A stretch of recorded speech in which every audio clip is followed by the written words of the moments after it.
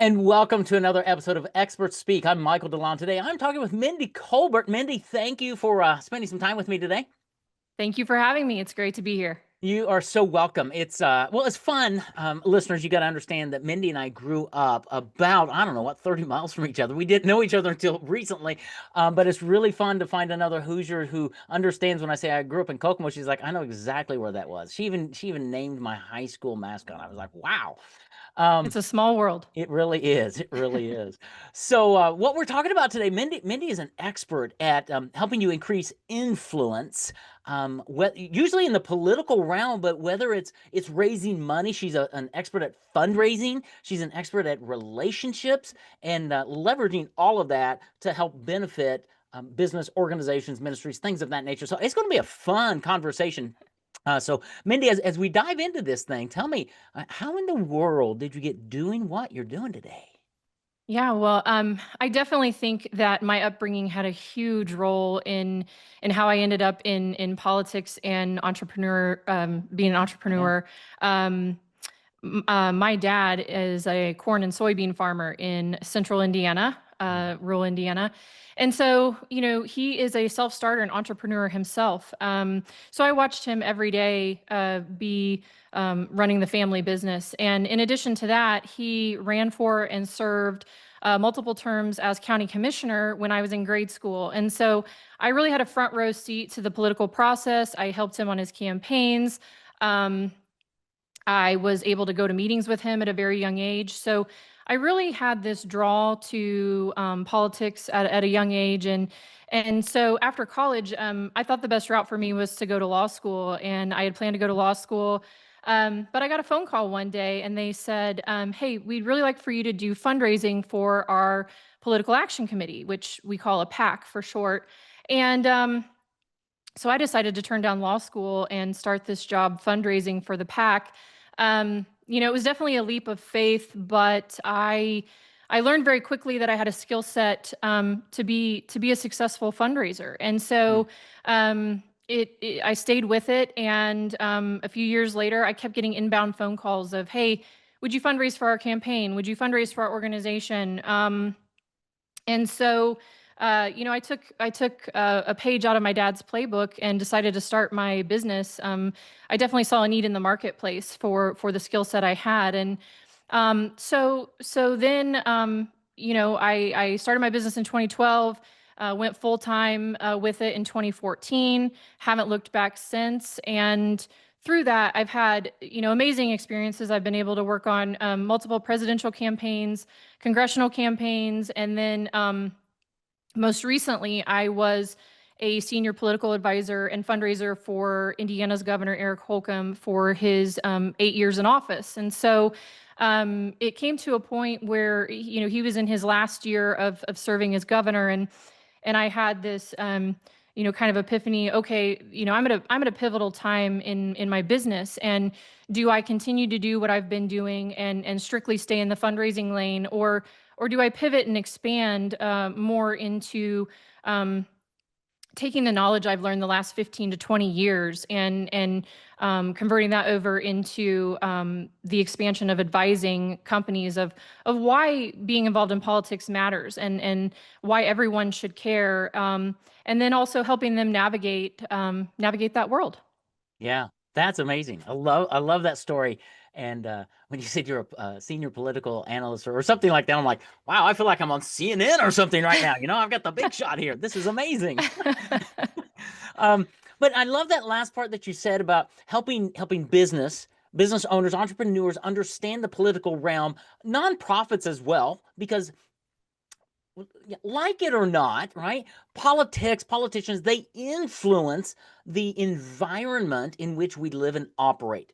And if we can have an influence, a good voice in the matter that's above board, right? That's influential for the good of society and things and the good for business, that's a great thing. And so many times fundraising scares the daylights out of everybody. And I loved how you said earlier you found that you had kind of a skill set in it.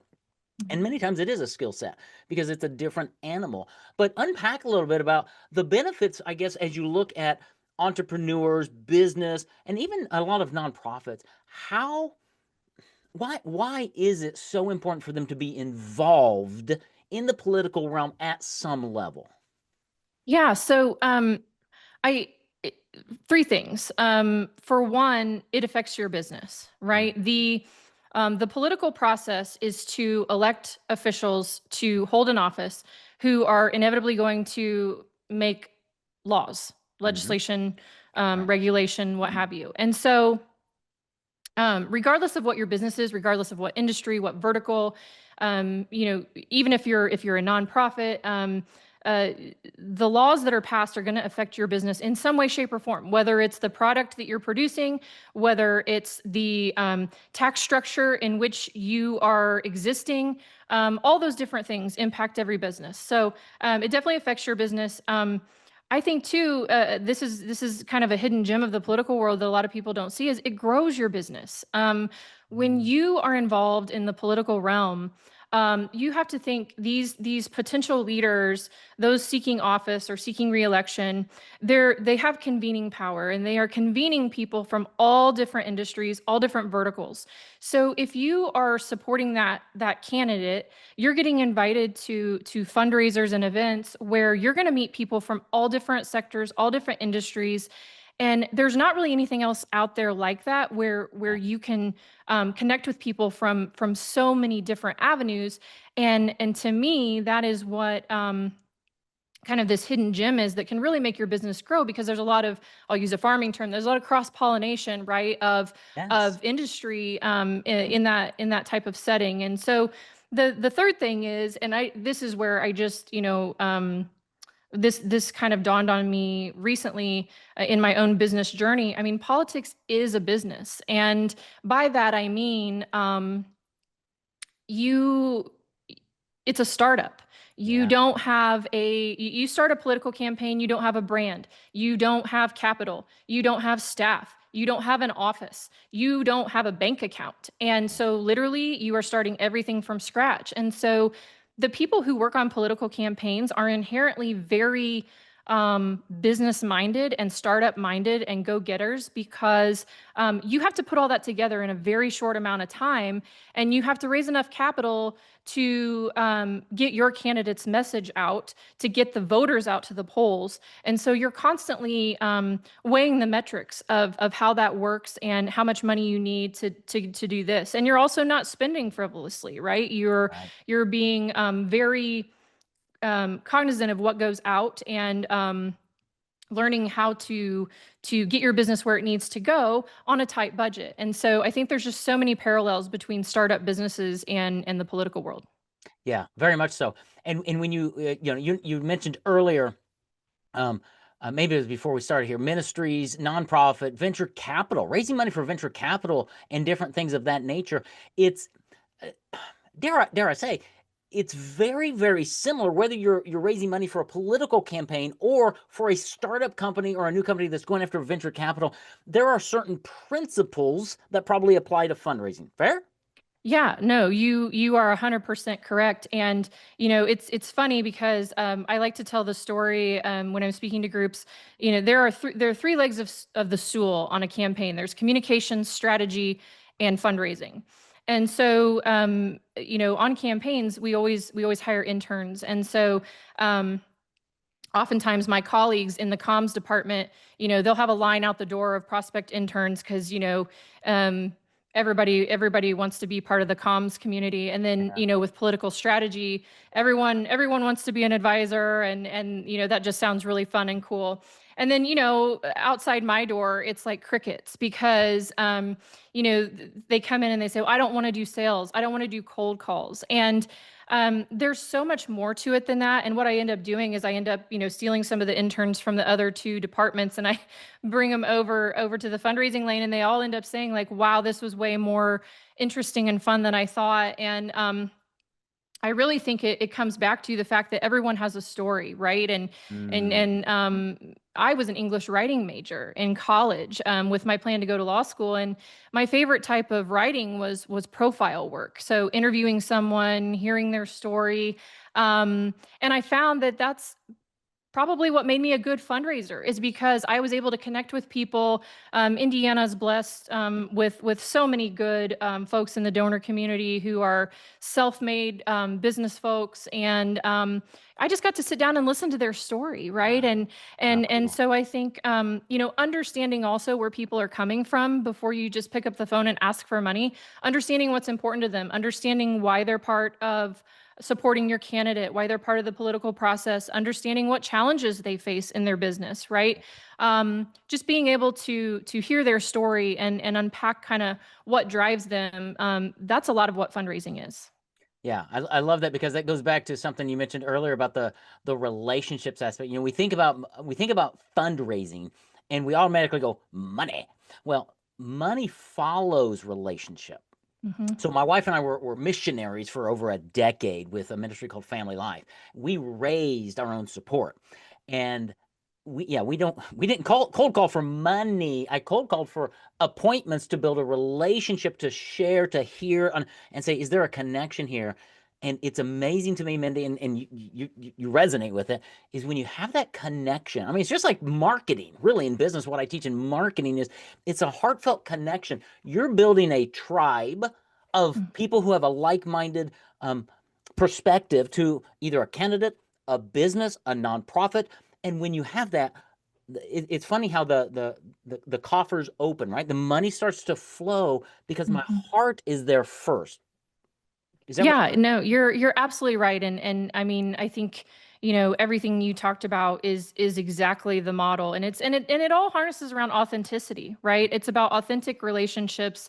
It's about being your authentic self. The product you're selling is an idea, right?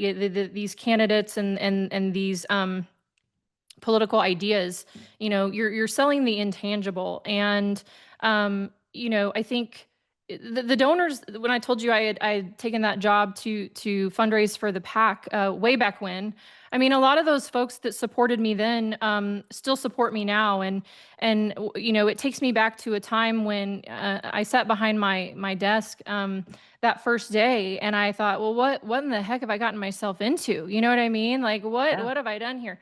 And so it was the Indiana Chamber of Commerce. And so if you know anything about chambers of commerce, they have board members, um, usually around 100 board members per state. We had 125. And so these are all CEOs, high level folks from around the state. And I remember about a week into the job, my supervisor comes in and he said, well, how much money have you raised? Right? Fair question. They hired me to Yeah. fundraise.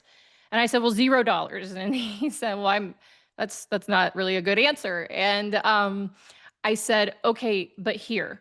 And I handed him a stack of flashcards and I said, give me a name.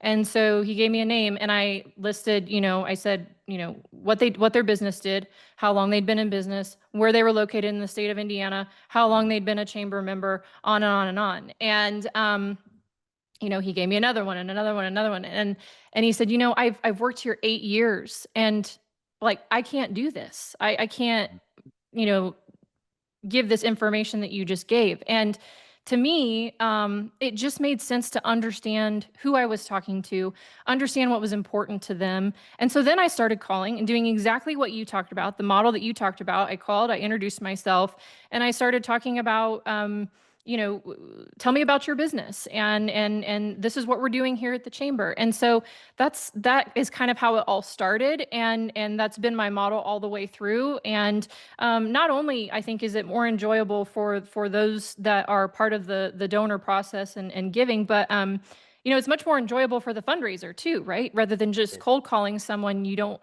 know or know anything about. And so I think the same thing applies for nonprofits in your case, for those seeking venture capital. Sit down and connect and understand who you're talking to. Yeah, because even people who fund venture capital things, they're humans. They have a story to tell. They have a reason why they have so much money, and they like to tell that story. And unfortunately, too many people just ignore that because they're just so focused on the money. One of my marketing philosophies, many that connects with what you just said, is people buy who you are more than what you do. And what you just unpacked there, that I want my audience really to go back and re-listen to the last 5 or 6 minutes of what Mindy said, is because you memorized all that information and you reached out to have conversations, I presume that you gained some donors, but what more importantly, you gained relationships so that when you go to a new campaign, right, and you call that same person, they're going to give you the time of day. They're going to say, okay, if Mindy's involved in this, there's something there. Might not be for me, but I'm definitely going to listen to her. Is that Yeah, I mean yeah, you're right. And it's something too that in the expansion and the pivot of my business, a lot of those same ideas are applicable in the connection space, right? So if someone with a certain business interest hires me and they need exposure to another industry or what have you, first of all, because I have multiple industry verticals in my Rolodex, I know who to call. And secondly, I know who's gonna yes? get along with each other, who's gonna, be a good fit with each other, and it works really well. I mean, Yeah. yeah, it's been a great. At one level, I mean, it's great. At one level, you're a relationship broker at one level because you know the players. You've been in it long enough. And yeah, we're not going to call Bill on this one because Bill has X, Y, and Z or Mhm. whatever. Even though Bill's, in my mind, he's got all the money. He's the one that, no, no. We need to go after Joni over here. And Joni, because of this, she's going to buy into this and she's going to be on board. And oh, the network Joni, right? That's what Mindy brings to the table. And whether you're building that to get into office as a politician, whether you're running a nonprofit and you're saying, oh, we're passionate about what we do, but we don't know how to frame it or get in front of the right people, or you're a business owner, whether you're raising venture capital or you're trying to influence some decisions in your environment, how are you going to do that? You going to start knocking on cold doors and beating down the door, or are you going to work with somebody who's already built the trust with people and knows the landscape and the lanes to run in, right? Yeah, and I think in that analysis bring up a really good point as well that you know fundraising and relationships in general are an art and a science, right? So people a lot of times in fundraising default to the science part. We're going Right. to create a data set, a list. We're going to go through this list. We're going to call, check off all the names. That's the scientific piece. But the art piece that you touched on is yeah, this endeavor or this idea or this candidate is not a good fit for so and so. Yeah. And so, skipping over that person, you don't have to call them for every single thing because you know them well enough at this point to know what they're gonna, Right. do they care about renewables or don't they? Right. So, Right. and so what that does is it also strengthens that trust with the donor community because they know that I'm not going to just call for every single thing. And I've been very cognizant about that. There's the concept we say called donor fatigue, right? And it's that the donor base is very small and they get called multiple times about various different things. And so if I'm going to call them, about an initiative connecting to industries or connecting someone to the political process, whatever that is, I'm going to be mindful about that connection ahead of time so they know I've discerned whether or not, this could Right. potentially be a good fit. And so that only being more selective like that, you get a better return of success, right? Than just going through an Excel sheet, going through a list, and calling every single person. That's right. I used to call that dialing for dollars, right? Yes. And that's not Hmm. really what you want to do. I just had this vision, Mindy. Maybe you've done this, maybe you've not. Is finding you're on a project, you're raising money for something, and you know that Jim over here is not a good connection, right? But I can see you and hear you calling Jim and saying, "Hey, Jim, how are you doing? I was thinking about you. I'm on this project. I'm raising money here, but I'm not calling you for that because I know it doesn't fit you. And I just want to say, I was just thinking about you, right? And to have him go, and he's not calling for money? What? Because it adds the value of, yeah, no, Mindy knows who I am and my beliefs and everything. So I don't know if you've ever done that, but that would just be Yeah. fun. No, I mean, and it actually it makes me think. I hadn't thought about this for a long time, but it actually makes me think about, I was on the Holcomb team, during COVID, Yeah. when COVID happened, and there's a lot of things that were unknown at that time, and when everybody across the country is just kind of shut down. Um, at home as a fundraiser whose job is completely like external extrovert, right? I'm thinking, okay, well, what can I do? And so I literally just started picking up the phone, calling through tons of donors and just saying, how are you? Yeah. Are there any challenges right now? I mean, whether it was some folks had family that was in a nursing home, and so they were very concerned about the nursing home. There were families who the donors had maybe some mental health issues in their home, right? So how can we get them help? That just you heard everything, right? Donors that had young children that were trying to learn from a screen. And Right. so, yeah, I mean, to your point, that's exactly what I did. I didn't know what else to do. And people still do bring up those conversations, like, during COVID, when you just called to say, hey, how Yeah. are you doing? Yeah, because that speaks to relationship. And I guess if I want my audience to really hear something out of this conversation is that relationships are key. Whether you're raising money, fundraising for an organization or something, or whether you're trying to market your product, it is relationship. And when people know that you do truly care and it's not a facade, the doors open wide and it makes every conversation that much um, more that much more easy, that much more more enjoyable. I don't know where I was going, but it just because I know your heart, I know who you are, and I trust you, and Hmm. that's what I preach to my audiences. You've got to build trust for somebody to get engaged with you and follow you and to give you their money, whether they're buying your product, service, or investing in a political campaign to elect somebody who's going to help influence the community, right? It's all Yeah. based on trust. Yeah, and to elaborate on the trust piece, my business mindset and motto is, I love the word grit. Mm-hmm. Um, it's used a lot, but I use grit as an acronym. And the acronym for grit for me is grace, resiliency, integrity, and trust. And so grace is, show others grace as you would want grace shown to you. Yeah. Be resilient. R is resilient. Be resilient in the face of adversity or obstacle. Integrity. Lead and navigate decisions with integrity. And then trust, for me, is trust everyone inherently until they give you a reason not to. I think a lot of times we look at society and say, well, they have to earn my trust, right? For me, I try to flip it on its head and say, no, trust everyone inherently. Believe that there are good in people and that most people are good. And, trust them until they give you a reason not to.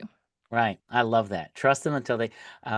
I was just saying here, I was playing on the word discern. I'm going to trust you until I discern, right? Or until you disearn my trust. Ooh, And that's good. and but I love that because so many times we are shielded and we're like, I'm going to keep you. It's like, no, come. And if I find out that you're a jerk, I'm going to I'm going to discern that and we're going to distance you. But until that day, I'm going to trust you. I'm not Hmm. going to judge a book by its cover. I'm going to welcome you in and we're going to walk down this path and we're going to do it with integrity. I love that. I love grit. That's very good. That'll preach, girl. Uh, so, Mindy, I mean, this is really cool. This is an intriguing slice of the pie that we don't talk about a lot in our culture, but definitely not on my podcast. I think you're probably the first who's approached it this way. So, thank you for doing that. But how do people, whether they're nonprofits, whether they're business owners, whether they're political people, or soon to be politicians, how would they reach out to you, learn more about you, your business, and things? Where would they go to find out more about you? Yeah, so the best place is my website. It's colbert-consulting.com. And there's a space in there to get in touch. Awesome. Super simple. I love it. Colbert-consulting.com. I'm going to grab that. I'll make sure that's in the show notes.